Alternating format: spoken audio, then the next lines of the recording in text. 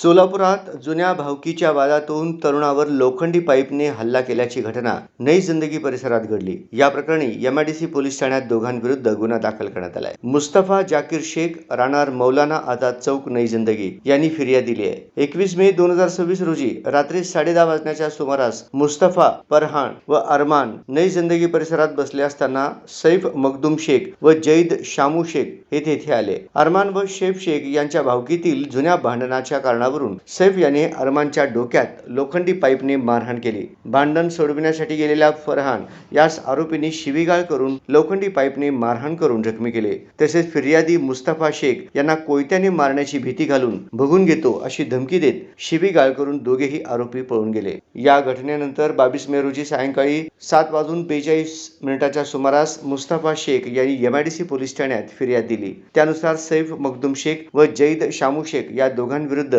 भारतीय न्याय संहिता कलम 118(1), 115(2), 351(2), 352(3)(5) व 4/25 अन्वये गुन्हा दाखल करण्यात आलाय। पुढील तपास पोलीस हेड कॉन्स्टेबल शेख हे करत आहेत।